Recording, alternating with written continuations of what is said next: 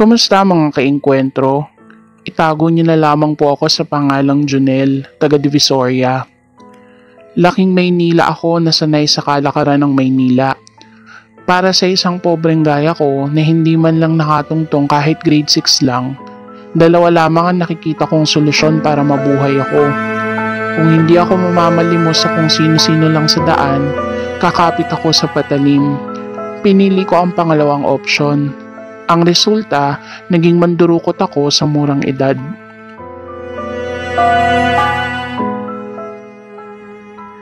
Hindi ko naman sasabihin na hindi ko to ginusto. Ginusto ko rin naman.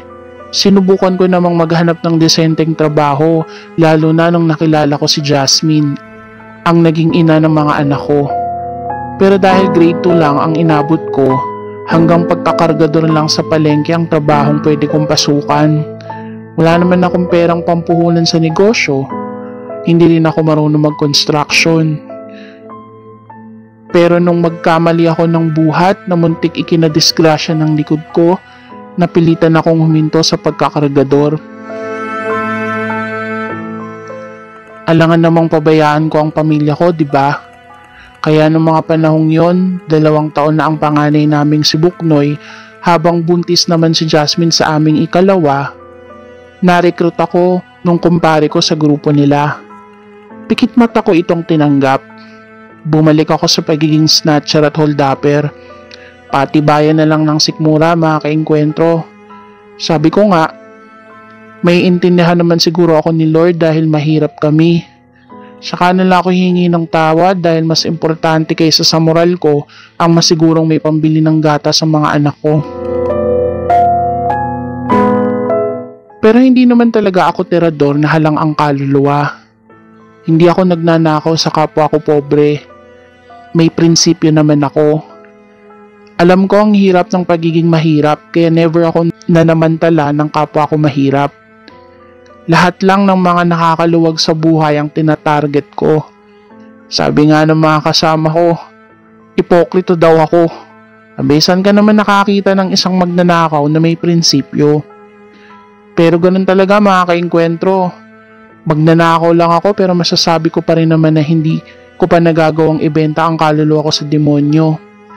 Nagnanakaw ako para makakain ng mga anak ko at hindi para ipambili ng droga, alak at iba pang mga luho na kinababaliwan ng mga kasama ko.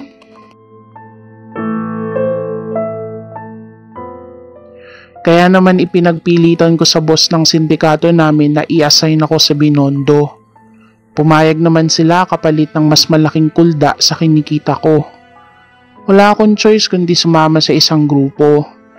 Yung parte kasi nila sa mga nadidiskarte namin, pambayad daw nila sa mga parak at iba pang mga proteksyon na ilalatag nila sa aming mga tirador na nagtatrabaho sa kanila. Kapag nagsulo kasi ako at mahuli ako ng mga pulis, walang aarwor sa akin. Mabubulok ako sa kulungan. Iyon ang kagandahan ng nasa sindikato. Kaya pinatos ko na.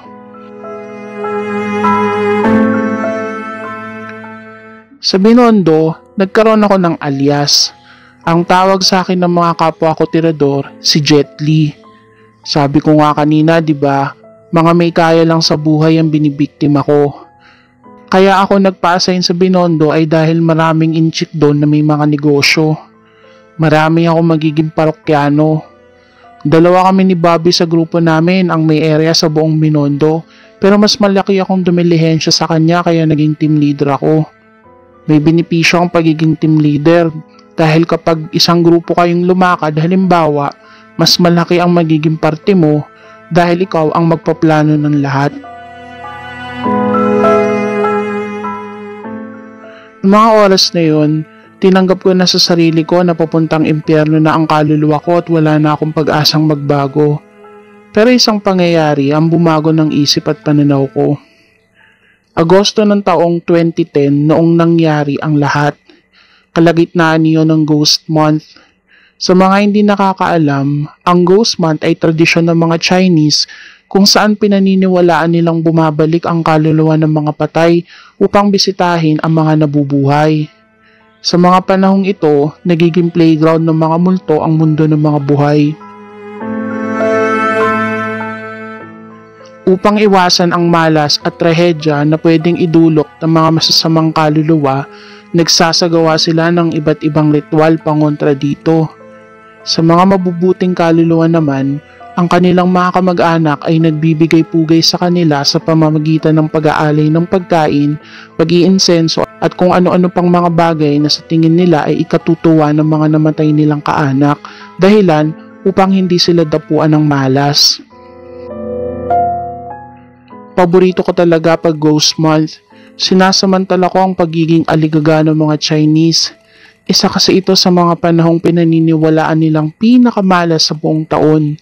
At dahil madalas tuliro sila at balot ng pag-aalala, yun ang best time ko para dumiskarte. Gabi noon, mga aalas 7, nakatambay ako sa isang madilim na sulok ng isang hindi gaanong mataong iskinita, nag-aabang ng susunod na chinoy na aking mabibiktima. May kulay puting sasakyan na huminto sa isang bahay hindi kalayuan sa kinatatayuan ko. May bumaba ritong isang matandang Chinese. Kalbo ito at medyo may mahabang balbas. May hawak siyang kulay pulang paper bag na hindi ko naman mawari kung ano ang laman. Pero ang pumukaw ng aking pansin ay ang gintong kwintas na nakasabit sa kanya. Alam kong tunay ang ginto na yun. Sa tagal ko ng hold-upper sa Binondo, alam na alam ko ng kumilatis ng tunay na ginto sa hindi. Grabe ang tuwa ko. Malaki-laki kasi ang pendant na suot ng kwintas ng matanda kaya alam kong naka-jackpot ako. Matagal-tagal na rin ang buhat nung huli akong makadiskarte ng ginto, lalo na at ganito kalaki. Hindi na ako nagpatumpik-tumpik pa. Mabilis akong kumilos upang akbayan ng matanda sabay pa simpleng pagtutok ng kutsilyo sa kanyang tagliran. Mukhang hindi naman siya nagulat. Kalmado niyang kinuha ang wallet at cellphone sa kanyang pantalon sabay abot sa akin. Mabait naman ako. Binigay ko sa kanyang mga ID dahil hindi ko naman yun pakikinabangan. Pagkatapos niya yung iabot sa akin, hinawakan ko ang gintong kwintas niya at akmang huhugutin iyon. Subalit pinigilan ako ng matanda. "Wag to, ikaw malas pag ito kuha mo." Napangisi ako at hindi siya pinakinggan. Mabilis ko itong hinablot sabay ko maripas ng takbo. Hindi ko napigilan ng pagtawa dahil medyo mabigat yung kwintas na nadali ko. Siguro kung mga 10,000 lang tiyak na magkakaroon ako. Saktong-sakto pa naman dahil magbe-birthday yung bunso ko.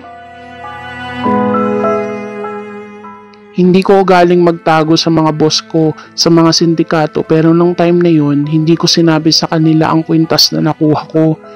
Pinatago ko muna ito sa nanay ko bago nag-report sa mga boss ko ng mga nadiskarte ko nung araw na yun. Kilala nila akong tapat sa mga entrega ko kaya hindi na sila naghinala noong sipi lang nung matanda at pera ang idineklara ko. Subok na nila kasi ang katapatan ko sa grupo kaya huling-huli ko na ang pagtitiwala nila. Pagkatapos ko silang partihan sa nadiskarte ko, nagpaalam muna akong uuwi sa probinsya ni Mrs. para i-celebrate ang birthday ng anak ko. Doon ko kasi planong ibenta yung gintong kwintas para iwas na rin na mabuko ng mga boss ko. Pumayag naman sila. Sabi ko nga maganda ang track record ko sa kanila, kaya alam kong hindi na sila naginala. Isa pa, alam nila na nag-iipon talaga ako para sa birthday ni junior ko. Kaya alam kong hindi rin sila maghihinala kapag nakita nila na naghanda kami. Pwede ko rin namang lusutan yon at sabihin na mga binan ko ang naghanda at mga bayaw ko. Subalit bago kami makauwi, biglang inatake si nanay sa puso dahilan para ma-stroke siya. Ipinagamot naman siya ng kapatid kong babae na may kabit na kabo ng wedding sa Laguna. Ayun nga lang, sobrang naapektuhan ang nanay. Nakaligtas nga siya pero naging bedridden na siya. Hindi na siya nakalakad pang muli at tuluyang nang naging parang isang lantang gulay. Isang linggo pa ang lumipas, nasagasaan naman ang bayaw ko. Nakaligtas din siya, pero tuluyan ng naputulan ng mga paa. Iyak ng iyak si Mrs. dahil yung kuya niya na yun ang tumutulong sa amin kapag walang panggatas ang mga anak ko. Nagsunod-sunod pa ang kamalasan sa pamilya ko. Nandong muntik masunog ang tinitirhan namin, nabuntis ng maaga ang kapatid kong 13 anyos lang at paghihiwalay ng kapatid ko at kabit nitong kabo. Lahat ng ito ay nangyari lamang sa loob ng 2 linggo. Sa pagkakataong yun, nagdadalawang isip na kami kung itutuloy pa namin ang birthday ng bunso ko dahil sobrang kamalasan nga ang dumapo sa amin.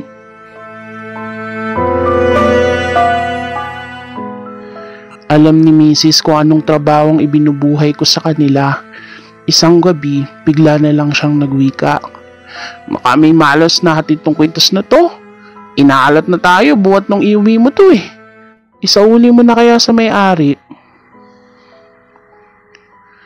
Napaismid ako. Hindi ako naniniwala sa malas mga kaingkwentro. Kaya nung oras na yun, iniisip ko na baka nagkataon lang ang lahat ng nangyari sa pamilya ko. Sadya naman kasing may sakit sa puso si nanay eh. Yung kuya naman niya, tumawid sa hindi tamang tawiran kaya may katangahan din siya. Yung kapatid ko, talagang hindi siya mapapayapa sa karelasyon niya dahil hindi naman siya ang tunay na asawa. At pagdating naman sa kapatid kong bunso, sadyang may kalandian lang din kasi yun eh. At hindi na nagawa pang patnubayan ng nanay kong abala sa pagtatrabaho.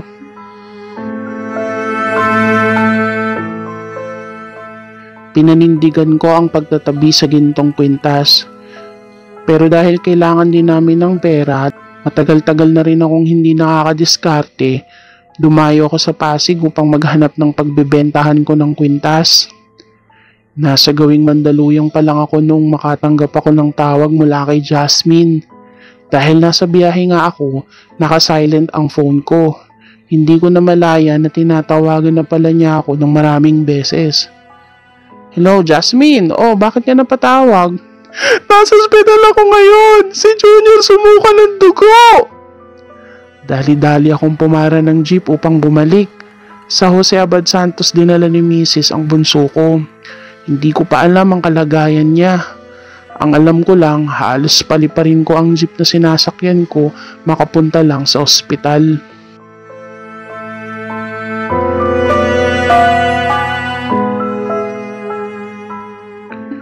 Dengue ang diagnosis ng doktor. Iyak ng iyak si Mrs. Halos gumuho naman ang mundo ko. Hindi ko alam kung ano ang kahihinatnan ng kalagayan ng bunso ko. Sabi kasi nung doktor, malala ang lagay niya. Doon ko naisip ang tungkol sa gintong kwintas. Dali-dali akong umalis upang puntahan ng matandang may-ari nung ninakaw kong kwintas. Hindi naman ako nahirapan dahil tambayan ko ang lugar kung saan ko siya nabiktima. Kunin niyo na po ang kwintas, binabalik ko na. Maluwa-luha akong sambit. Napangisi ang matandang Chinese. Tigas kasi yung ulo eh. Sabi ko sa iyo, wag mo to kuha dahil may dala malas. Isang Taoist priest pa lang matandang nabiktima ko. Agad akong humingi ng tawad at nangakong ibabalik ang mga ninakaw ko sa kanya. Nagmakaawa akong alisin niya ang sumpa ng kwintas sa akin upang mailigtas ang buhay ng anak ko. Pumayag naman ng matanda. Dali-dali siyang gumawa ng isang ritual na lilinis ng sumpa. Kung ano-anong engkantasyon at insenso ang ipinausok niya sa akin. May isang oras din siguro akong nanatili lang na nakamasid sa lahat niyang ginagawa.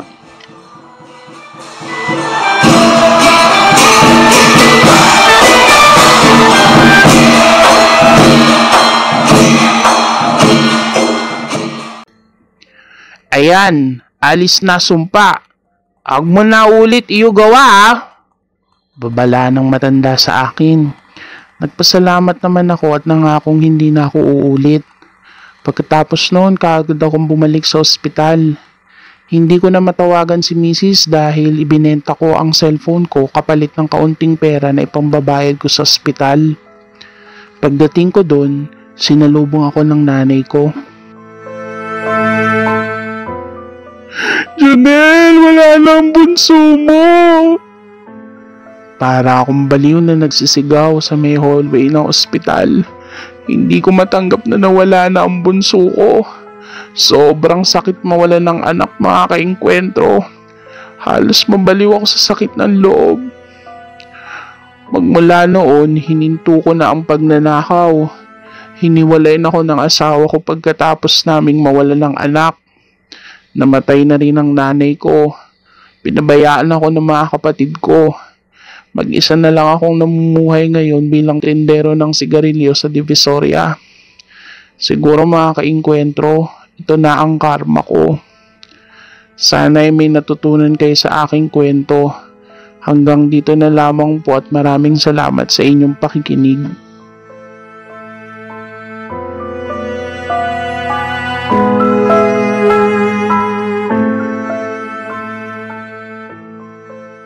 Kung nais ninyong magbahagi ng inyong hindi makakalimutang engkwentro tungkol sa mundo ng kababalaghan at katatakutan, mag-email lamang kayo sa encuentropcs@gmail.com.